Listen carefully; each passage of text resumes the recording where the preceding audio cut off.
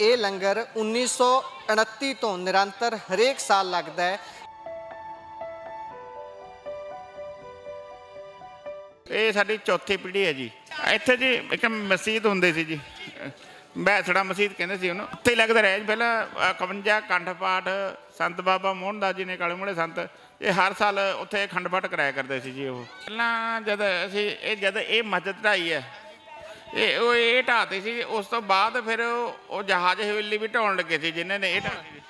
ਉਹ 1994 ਤੋਂ ਸੰਤ ਬਾਬਾ ਰਾਮ ਸਿੰਘ ਜੀ ਨੇ ਸਾਨੂੰ ਸੌਂਪ ਦਿੱਤੀ। ਹੁਣ ਸੰਗਤ ਦੇ ਸਹਿਯੋਗ ਨਾਲ ਅੱਜ ਵੀ ਚੱਲ ਰਹੀ ਹੈ ਜੀ, ਮਹਾਰਾਜ ਦੀ ਕਿਰਪਾ ਨਾਲ।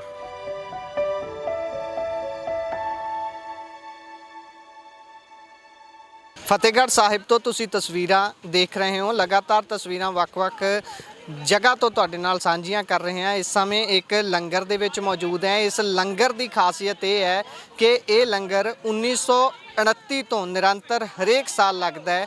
ਗੱਲਬਾਤ ਕਰਨ ਦੇ ਲਈ ਸਾਡੇ ਨਾਲ ਬਲਬੀਰ ਸਿੰਘ ਜੀ ਮੌਜੂਦ ਨੇ। ਗੱਲਬਾਤ ਉਹਨਾਂ ਨਾਲ ਕਰਦੇ ਹਾਂ। ਵਾਹਿਗੁਰੂ ਜੀ ਕਾ ਖਾਲਸਾ। ਵਾਹਿਗੁਰੂ ਜੀ ਕਾ ਖਾਲਸਾ, ਵਾਹਿਗੁਰੂ ਜੀ ਕੀ ਫਤਿਹ ਜੀ। ਇਹ ਕਿੰਨਵੀਂ ਪੀੜ੍ਹੀ ਹੈ ਤੁਹਾਡੀ ਤੇ 1929 ਤੋਂ ਲੈ ਕੇ ਹੁਣ ਤੱਕ ਇਹ ਨਿਰੰਤਰ ਹੀ ਲੰਗਰ ਚੱਲ ਰਿਹਾ ਹੈ? ਹਾਂਜੀ, ਹਰ ਸਾਲ ਚੱਲ ਰਿਹਾ ਜੀ। ਇਹ ਸਾਡੀ ਚੌਥੀ ਪੀੜ੍ਹੀ ਹੈ ਜੀ। ਠੀਕ ਹੈ ਜੀ। ਪਹਿਲਾਂ ਬਾਬਾ ਮੋਹਨ ਦਾਸ ਜੀ ਨੇ, ਬਾਬਾ ਕਾਲੇ ਮੂਹੜੇ ਸੰਤ ਨੇ ਜਿਹੜੇ, ਇਹਨਾਂ ਨੇ ਆਰੰਭ ਕੀਤੀ। ਉਹਨਾਂ ਤੋਂ ਬਾਅਦ ਫਿਰ ਸੰਤ ਬਾਬਾ ਸੇਵਾਦਾਰ ਜੀ, ਉਹਨਾਂ ਤੋਂ ਬਾਅਦ ਫਿਰ ਸੰਤ ਬਾਬਾ ਰਾਮ ਸਿੰਘ ਜੀ। ਉਹ 1994 ਤੋਂ ਸੰਤ ਬਾਬਾ ਰਾਮ ਸਿੰਘ ਜੀ ਨੇ ਸਾਨੂੰ ਸੌਂਪ ਦਿੱਤੀ।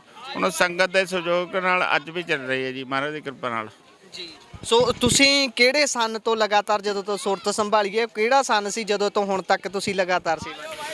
ਮੈਂ ਜੀ 92 ਤੋਂ ਲੱਗਿਆ ਹੋਇਆ ਜੀ। ਹਾਂਜੀ, ਪਰ ਉਸ ਤੋਂ ਪਹਿਲਾਂ ਵੀ ਕਰਦੇ ਸੀ। ਵੀ ਇਹ ਬਾਬਾ ਰਾਮ ਸਿੰਘ ਨੇ 92 ਚ ਮੈਨੂੰ ਸੌਂਪ ਦਿੱਤੀ ਜੀ ਸੇਵਾ ਇਹ ਜੀ। ਠੀਕ ਹੈ ਜੀ। ਹੁਣ ਤੁਹਾਡੇ ਹੱਥੀਂ ਸੇਵਾ ਲੈ ਰਹੇ ਨੇ ਬਾਬਾ? ਹਾਂਜੀ, ਉਹਨਾਂ ਦੀ ਕਿਰਪਾ ਨਾਲ, ਬਾਬਾ ਜੋਰਾਵਰ ਸਿੰਘ ਫਤਿਹ ਸਿੰਘ ਦੇ ਨਾਲ, ਹਰ ਸਾਲ ਸੰਗਤਾਂ ਦੇ ਸਹਿਯੋਗ ਨਾਲ, ਸੰਗਤ ਬਹੁਤ ਬਾਹਰੋਂ ਵੀ ਸਹਿਯੋਗ ਕਰਦੇ ਆ ਜੀ। ਉਹ ਸਾਰਾ ਦੇਸਾਂ ਵਿਦੇਸਾਂ ਜੀ ਮਾਇਆ ਭੇਜਦੇ ਨੇ। ਹਰ ਪਿੰਡਾਂ 'ਚ ਵੀ ਅੱਜ ਤੱਕ ਜਿਹੜੇ ਇਹਨਾਂ ਦੇ ਸ਼ਰਧਾਲੂ ਨੇ, ਹਰ ਸਾਲ ਉਹਨਾਂ ਦੇ ਨਾਂ ਨੂੰ ਯਾਦ ਕਰਕੇ ਹਰ ਸਾਲ ਦਿੰਦੇ ਨੇ। ਵੀ ਸੰਤ ਬਾਬਾ ਮੋਹਨ ਦਾਸ ਕਾਲੇ ਮੂਹੜੇ ਸੰਤ ਸੀ, ਜੋ ਉਦਾਸੀ ਮਤ ਦੇ ਸਾਧੂ ਸੀ ਜੀ।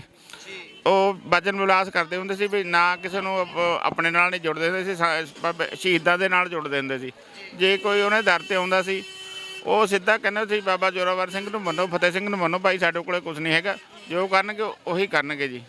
ਜਿਸ ਤਰ੍ਹਾਂ ਤੁਸੀਂ ਦੱਸ ਰਹੇ ਸੀ ਕਿ ਪਹਿਲਾਂ ਇੱਥੇ ਕੋਈ ਇਮਾਰਤ ਹੁੰਦੀ ਸੀ, ਉਹਦੇ 'ਚ ਲੰਗਰ ਲੱਗਦਾ ਸੀ, ਉਹਦੇ ਬਾਰੇ ਜ਼ਰਾ ਦੱਸੋ।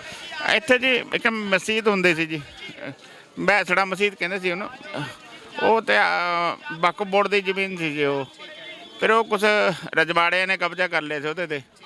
ਉਹ ਫਿਰ ਉਹ ਕੇਸ ਵੀ ਅਸੀਂ ਉਹਦੇ 'ਤੇ ਪਾਇਆ ਸੀ। ਉਹ ਫਿਰ ਵਕਫ ਬੋਰਡ ਦੇ ਹੱਕ 'ਚ ਗਈ ਜੀ ਜਗ੍ਹਾ ਉਹ। ਫਿਰ 12 ਸਾਲ ਕੇਸ ਚੱਲਿਆ। ਉਹ ਵਕਫ ਬੋਰਡ ਨੇ ਮਿਲ ਗਈ ਸੀ ਵਿਆਹ ਸਾਹਮਣੇ ਵਾਲੀ ਜਗ੍ਹਾ ਜੀ ਉਹ। ਹਾਂਜੀ। ਤੇ ਪਹਿਲਾਂ ਉੱਥੇ ਲੰਗਰ ਲੱਗਦਾ ਸੀ? ਪਹਿਲਾਂ ਨਿਰੰਤਰ ਉੱਥੇ ਹੀ ਲੱਗਦਾ ਰਿਹਾ ਜੀ। ਪਹਿਲਾਂ 51 ਅਖੰਡ ਪਾਠ ਸੰਤ ਬਾਬਾ ਮੋਹਨ ਦਾਸ ਜੀ ਨੇ, ਕਾਲੇ ਮੂਹੜੇ ਸੰਤ, ਇਹ ਹਰ ਸਾਲ ਉੱਥੇ ਅਖੰਡ ਪਾਠ ਕਰਾਇਆ ਕਰਦੇ ਸੀ ਜੀ ਉਹ। ਸੋ ਪਹਿਲਾਂ ਜਦੋਂ ਤੋਂ 92 ਤੋਂ ਤੁਸੀਂ ਸੇਵਾ 'ਚ ਲੱਗੇ ਹੋਏ ਹੋ, ਹੁਣ ਤੱਕ ਨਿਰੰਤਰ ਸੇਵਾ ਕਰ ਰਹੇ ਹੋ। ਪਰਮਾਤਮਾ ਅੱਗੇ ਵੀ ਸੇਵਾ ਲੈਂਦੇ ਰਹਿਣ। ਤੇ ਤੁਸੀਂ ਤਬਦੀਲੀ ਕੀ ਵੇਖਦੇ ਹੋ ਸੰਗਤ ਦੇ ਵਿੱਚ? ਕਿਹੋ ਜਿਹੀ ਤਬਦੀਲੀ ਵੇਖਦੇ ਹੋ? ਉਤਸ਼ਾਹ 'ਚ ਕਿੱਦਾਂ ਦੀ ਤਬਦੀਲੀ ਉਦੋਂ ਤੋਂ ਲੈ ਕੇ ਹੁਣ ਤੱਕ ਦੇਖਦੇ ਹੋ? ਸੰਗਤ ਦੇ ਵਿੱਚ ਬਹੁਤ ਉਤਸ਼ਾਹ ਜੀ। ਜਿਹੜੇ ਪਹਿਲਾਂ ਲੋਕਾਂ ਨੂੰ ਨਹੀਂ ਪਤਾ ਹੁੰਦਾ ਸੀ, ਹੁਣ ਇਕੱਲੇ ਇਕੱਲੇ ਬੱਚੇ ਨੂੰ ਜਾਗਰੂਕਤਾ ਸ਼ਹੀਦਾਂ ਬਾਰੇ, ਬਾਬਾ ਜੋਰਾਵਰ ਸਿੰਘ, ਫਤਿਹ ਸਿੰਘ ਬਾਰੇ ਹਰ ਬੱਚੇ ਨੂੰ ਗਿਆਨ ਆ ਜੀ। ਉਹਨਾਂ ਨੂੰ ਸੋਝੀ ਆ ਰਹੀ ਹੈ ਹਰ ਗੱਲ ਦੀ ਜੀ। ਹੁਣ ਇਹ ਦੀਵਾਨ ਟੋਡਰਮਲ ਜੀ ਦੀ ਹਵੇਲੀ ਨੂੰ ਜਾਂਦਾ ਰਾਹ ਹੈ। ਪਹਿਲਾਂ ਸੰਗਤ ਨੂੰ ਗਿਆਨ ਹੁੰਦਾ ਸੀ, ਗਿਆਨ ਟੋਡਰਮਲ ਜੀ ਦੀ ਹਵੇਲੀ ਬਾਰੇ? ਉੱਥੇ ਵੱਡੀ ਸੰਗਤ ਵੱਡੀ ਗਿਣਤੀ 'ਚ ਜਾਂਦੀ ਹੁੰਦੀ ਸੀ, ਜਾਂ ਇਹ ਹੁਣ ਜਿਹੀ ਲੱਗੀ ਹੈ? ਕਿਉਂਕਿ ਉਹ ਜਿਹੋ ਜਿਹੀ ਹਾਲਤ ਇਸ ਸਮੇਂ ਖਸਤਾ ਹੋ ਚੁੱਕੀ ਹੈ ਉਸ ਜਹਾਜ਼ ਹਵੇਲੀ ਦੀ, ਬਹੁਤ ਦੁੱਖ ਆਉਂਦਾ ਇਹਦੇ। ਸਰ ਪਹਿਲਾਂ ਜਦ ਇਹ ਮਸਜਿਦ ਢਾਈ ਹੈ, ਇਹ ਢਾਹਤੀ ਸੀ। ਉਸ ਤੋਂ ਬਾਅਦ ਫਿਰ ਉਹ ਜਹਾਜ਼ ਹਵੇਲੀ ਵੀ ਢਾਉਣ ਲੱਗੇ ਸੀ ਜਿਨ੍ਹਾਂ ਨੇ ਇਹ ਢਾਹਤੀ ਸੀ। ਬਾਲ ਕ੍ਰਿਸ਼ਨ ਬਾਲੀ ਨੇ ਜੀ ਇੱਥੇ। ਫਿਰ ਉਹਨਾਂ ਤੋਂ ਬੋਰਡ 'ਚ ਮੁਕੱਦਮਾ, ਮੈਂ ਆਪ ਨਾਲ ਹੋ ਕੇ ਵਕਫ ਬੋਰਡ ਦੀ ਸਪੋਰਟ ਕਰਕੇ ਫਿਰ ਉਹਨਾਂ 'ਤੇ ਮੁਕੱਦਮਾ ਕਰਾਇਆ। ਫਿਰ ਇਹ ਮਸਜਿਦ ਦੀ ਰਜਿਸਟਰੀ ਤੜਾਈ ਸੀ ਜੀ। ਉਹਦੇ 12 ਸਾਲ ਮੁਕੱਦਮਾ ਚੱਲਿਆ ਸੀ। 12 ਸਾਲ ਮੁਕੱਦਮੇ ਦੇ ਵਿੱਚ ਪੈਸੇ ਵੀ ਮੈਂ ਖਰਚੇ ਸੀ ਵਕਫ ਬੋਰਡ ਦੇ ਨਾਲ ਲੱਗ ਕੇ। ਵੀ ਉਹ ਸਾਰੇ ਰਜਿਸਟਰੀ ਇਹਦੀ ਫਿਰ ਖਾਰਜ ਹੋਈ ਸੀ ਜੀ। ਪੀਐਸ ਬ੍ਰਿਕਸ ਸੀ ਜੀ। ਠੀਕ ਹੈ ਜੀ। ਤੇ ਉੱਥੇ ਦੀ ਦੱਸੋ ਵੀ ਉਹ ਵੀ ਸੱਚੀ ਢਾਉਣ ਲੱਗੇ ਸੀ? ਉਹ ਜਿਹੜੇ ਬਾਲ ਕ੍ਰਿਸ਼ਨ ਬਾਲੀ ਕਬਜ਼ਾ ਕਰਨ ਲੱਗਿਆ ਸੀ, ਉਹਦੇ ਢਾਉਣ ਲੱਗਿਆ ਸੀ।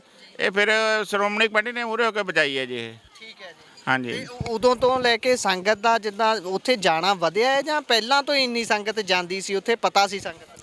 ਨਹੀਂ ਜੀ, ਪਹਿਲਾਂ ਤੋਂ ਘਟ ਜਾਂਦੇ ਸੀ, ਫਿਰ ਜਦੋਂ ਆ ਢਾਉਣ ਦੀ ਤਿਆਰੀ ਵਿੱਚ ਜੀ, ਹਾਂਜੀ, ਸ਼੍ਰੋਮਣੀ ਕਮੇਟੀ ਨੇ ਹੋਂਦ ਵਿੱਚ ਲਿਆਂਦੀ, ਫਿਰ ਉਹਨਾਂ ਦੇ ਬਾਬਾ ਟੋਡਰ ਮੱਲ ਜੀ ਦੇ ਬੋਰਡ ਲਾਤੇ ਉੱਤੇ, ਫਿਰ ਲੋਕਾਂ ਨੂੰ ਉਸ ਜਾਗਰੂਕਤਾ ਹੋ ਗਈ ਵੀ ਗਿਆਨ ਹੋ ਗਿਆ ਜੀ, ਬਾਬਾ ਟੋਡਰ ਮੱਲ ਦੀ ਹਵੇਲੀ ਹੈ ਇਹ।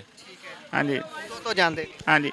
ਇੱਕ ਹੋਰ ਬੇਨਤੀ, ਅਸੀਂ ਜਿਹੜਾ ਹੁਣ ਪਹਿਲਾਂ ਤਾਂ ਇੱਧਰੋਂ ਡੇਰਾ ਫਿਰ ਸੰਤ ਦਾ ਇੱਧਰ ਹੁੰਦਾ ਸੀ, ਹੁਣ ਡੇਰਾ ਸੰਤਾ ਬਾਬਾ ਮੋਹਨ ਦਾਸ ਜੀ ਦਾ ਪੱਕਾ ਬਣ ਚੁੱਕਾ ਜੀ, ਤੇ ਮੈਂ ਆਪ ਤੋਂ ਜੀ ਦਰਸ਼ਨ ਕਰਾ ਦਿੰਦਾ ਜੀ।